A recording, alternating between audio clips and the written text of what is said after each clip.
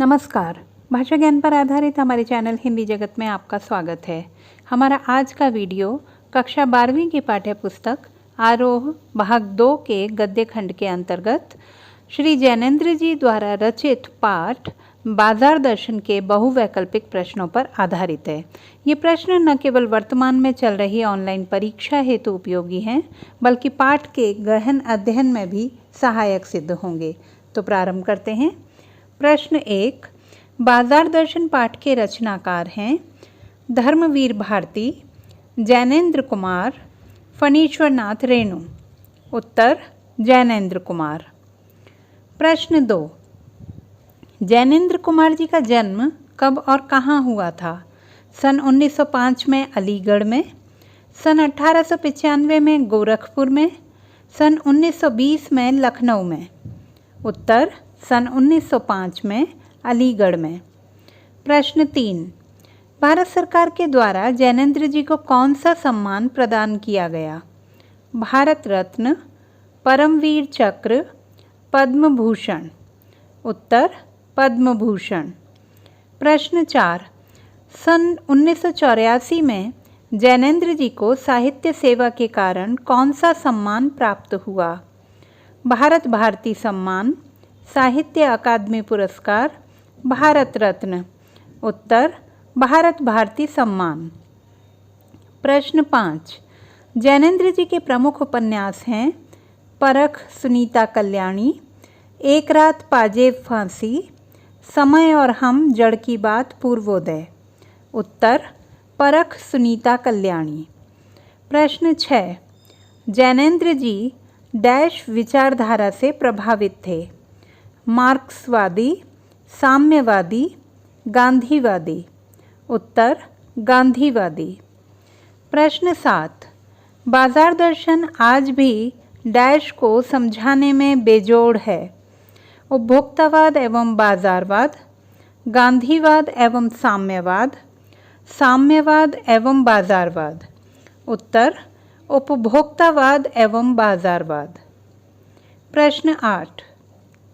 जैनेन्द्र जी ने केवल बाजार का पोषण करने वाले अर्थशास्त्र को डैश बताया है? नीतिशास्त्र, अनीतिशास्त्र, अनर्थशास्त्र। उत्तर अनीतिशास्त्र। प्रश्न 9। बाजार के आमंत्रण में क्या खूबी है? इसमें तिरस्कार है, इसमें आग्रह नहीं है, इसमें जादू है। उत्तर इसमें आग्रह नहीं है। प्रश्न 10। बाजार का जादू किस राह पर काम करता है? आँख की राह, रूप की राह, धन की राह। उत्तर आँख की राह। प्रश्न 11। मन खाली होने से क्या अभिप्राय है? मन ना लगना, मन में किसी निश्चित इच्छा का न होना, मन उदास होना। उत्तर मन में किसी निश्चित इच्छा का न होना। प्रश्न 12। बाजार के जादू की जकड़ से बचने का सीधा सा उपाय क्या है? बाजार जाओ तो मन खाली हो, बाजार जाओ तो जेब खाली ना हो, बाजार जाओ तो मन लक्ष्य से भरा हो। उत्तर बाजार जाओ तो मन लक्ष्य से भरा हो। प्रश्न 13। बाजार की सार्थकता किसमें है? लोगों पर अपना जादुई प्रभाव चलाने में, लोगों की जेब से धन निकालने में, लोगों की ज़रूरतें पूरी करने में। उत्तर लोगों की ज़रूरतें पूरी करने में। प्रश्न 14। बाजार से आनंद कब मिलता है? परचेजिंग पावर का प्रदर्शन करके, जब ग्राहक के मन में अपनी खरीद का लक्ष्य निश्चित हो, सस्ते दामों में वस्तुएं खरीद पाने पर। उत्तर जब ग्राहक के मन में अपनी खरीद का लक्ष्य निश्चित हो। प्रश्न 15। मनुष्य को बाजार कब नहीं जाना चाहिए? जब उसका मन और जेब दोनों खाली हों, जब उसका मन खाली और जेब भरी हो, जब उसका मन और जेब दोनों भरे हों। उत्तर जब उसका मन खाली और जेब भरी हो। प्रश्न 16। मन बंद होने का क्या अर्थ है? निश्चित लक्ष्य न होना, इच्छाओं का समाप्त हो जाना, तृप्त होना। उत्तर इच्छाओं का समाप्त हो जाना। प्रश्न 17। पैसे को पावर कहने का क्या आशय है? धन मनुष्य की सामर्थ्य का प्रतीक है। धन से जीवन खरीदा जा सकता है। धन जीवन के लिए अत्यावश्यक है। उत्तर, धन मनुष्य की सामर्थ्य का प्रतीक है। प्रश्न 18। पाठ में संयमी शब्द के माध्यम से किस पर व्यंग्य किया गया है? दिन रात पैसा खर्च करने वालों पर, कभी पैसा खर्च न करने वालों पर, धन का संग्रह न करने वालों पर। उत्तर, कभी पैसा खर्च न करने वालों पर। प्रश्न 19। बाजार को शैतान का जाल किसने कहा है?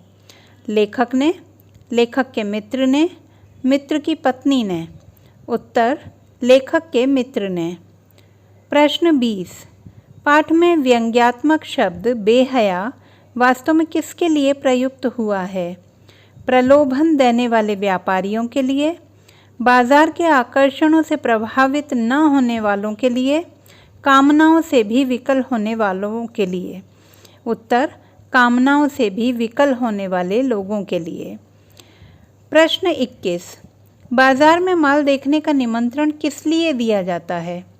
देखने वाले के मन में तृष्णाएं जगें, अधिकाधिक लाभ कमाने के लिए, प्रतिद्वंद्वी को नीचा दिखाने के लिए। उत्तर, देखने वाले के मन में तृष्णाएं जगें। प्रश्न 22। कौन सा निमंत्रण ग्राहकों को अधिक लुभाता है? जोर शोर से दिया गया निमंत्रण, व्यक्तिगत रूप से दिया गया निमंत्रण, मौन मूक निमंत्रण। उत्तर, मौन मूक निमंत्रण। प्रश्न 23। बाजार के जादू की मर्यादा क्या है? वह केवल खाली मन भरी जेब पर असर करता है। वह केवल खाली मन और खाली जेब पर असर करता है। वह केवल भरे मन भरी जेब पर असर करता है। उत्तर, वह केवल खाली मन भरी जेब पर असर करता है। प्रश्न 24। बाजार का जादू वास्तव में डैश का जादू है? धन का, रूप का, आकर्षण का। उत्तर, रूप का। प्रश्न 25। बाजार के जादुई प्रभाव से बचने का क्या उपाय हो सकता है? बाजार में जेब भरकर जाया जाए, बाजार में खाली जेब जाया जाए, बिना आवश्यकता के बाजार न जाया जाए। उत्तर, बिना आवश्यकता के बाजार न जाया जाए। प्रश्न 26। बाजार कब आनंद देने लगता है? जब बिना प्रलोभन आवश्यकता की पूर्ति करे, जब उत्पाद के साथ मुफ्त उपहार देने लगे, जब सब कुछ बहुत सस्ता मिलने लगे। उत्तर, जब बिना प्रलोभन आवश्यकता की पूर्ति करे। प्रश्न 27। लेखक किस प्रवृत्ति को नकारात्मक कहता है? मन के अनुसार चलना, मन को मार लेना, मन खाली होना। उत्तर, मन को मार लेना। प्रश्न 28। रेगिस्तान की राह का क्या अर्थ है? मोक्ष की राह, सांसारिक राह, सारहीन कार्य। उत्तर, सारहीन कार्य। प्रश्न 29। आँख फोड़ डालने का क्या व्यंग्यार्थ है? सांसारिक गतिविधियों को अनदेखा करना, आँखों को चोट पहुँचाना, आँखें नष्ट कर देना। उत्तर, सांसारिक गतिविधियों को अनदेखा करना। प्रश्न 30। लेखक के अनुसार कौन सा मनुष्य निर्बल है? तृष्णा में फंसा हुआ मनुष्य, सांसारिक आकर्षणों से युक्त मनुष्य, वैभव की चाह से रहित मनुष्य। उत्तर, तृष्णा में फंसा हुआ मनुष्य। प्रश्न 31। बाजार का बाजारूपन क्या है? बाजार का कपट, लोभ और स्वार्थ से युक्त होना, धन खर्च की शक्ति, पैसे की व्यंग्य शक्ति। उत्तर, बाजार का कपट, लोभ और स्वार्थ से युक्त होना। प्रश्न 32। लेखक ने किस बाजार को मानवता विरोधी कहा है? परस्पर सद्भाव पर आधारित, कपट और शोषण पर आधारित, मांग और पूर्ति पर आधारित। उत्तर, कपट और शोषण पर आधारित।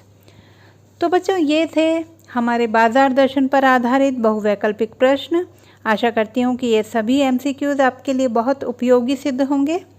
भाषा संबंधी किसी भी समस्या के समाधान हेतु बने रहिए सुनीता भटनागर हिंदी जगत के साथ। आपका दिन शुभ हो।